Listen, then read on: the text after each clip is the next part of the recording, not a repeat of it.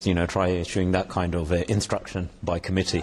But nevertheless, I think it's quite clear about the blessings and the unity behind Khilafat.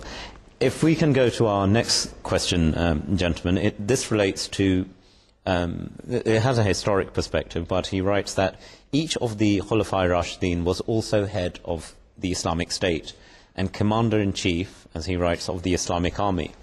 Will the Ahmadi Khulifa also become political leaders and chiefs of the army once you gain power? The way it's been phrased is an interesting way. Jahangir Khan Sahib.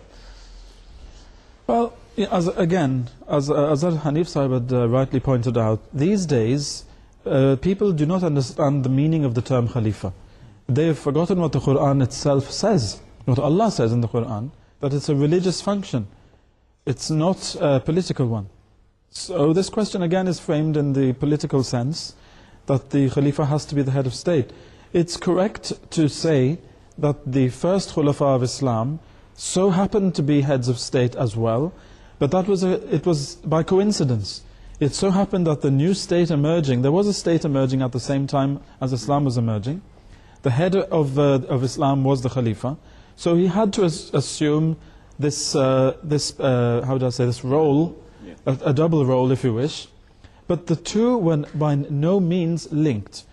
And sorry, had the function of Khilafat been linked to politics, then it would certainly have been linked to the prophethood first before him, because the Khalifa follows the Prophet and has to do what to take up the work where the Prophet left it. This is how it functions. Now we see that the Holy Prophet Muhammad ﷺ was a prophet for many years before he took on any political role at all. But he was still a prophet. So that means that a person can be a prophet without having a political role. In the Holy Quran, there were so many prophets mentioned that had no power at all. For example, the Messiah, son of Mary, Jesus a.s., he had no political role, he had no power, yet he was a prophet. The same for John. He had no political power. The same for Zechariah. There are so many who had no political power at all. So these two are not synonymous. They're coincidental. It can happen, but it's not a must. Therefore, to say that when the Ahmadis get power, will the Khalifa be the head of state? The question which begs to be asked is, of which state? Will there be just one state in the whole world? Or will the Khalifa be the head of any particular state? The Khalifa is for the whole of the world. He's the religious leader for all Muslims all over the world. And he cannot be the head of state of the whole world. Nobody can, actually, be the head of the whole world. So it's an impossibility.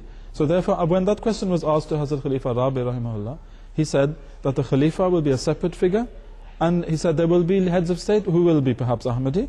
If they are, they will seek guidance from him, but he will not be their political leader. So it's quite distinct, Dr. Zaid Saab, that the political sort of context of Khilafat, which some people perceive it to be, and the Ahmadiyya interpretation basis of what we define Khilafat to be is very distinct. It's something of guidance. It's created through the hand of Allah, and it's something which is there for moral, spiritual guidance, and not for some kind of political dominance. Absolutely. I mean, it's a spiritual organization after all, and the Khalifa is the spiritual head of the movement. And we do not have this impression that we are wanting to gain power, because we want to win the hearts of people, and we do not wish for anything else. And we want to remind them of our role and our responsibility to our Creator and to our fellow man. So this is what our Khalifa is constantly extolling us to do. And this is a very much a spiritual tradition, a spiritual sense. And this is what we want to do, is to win hearts rather than win armies in that respect. Jazakallah, gentlemen.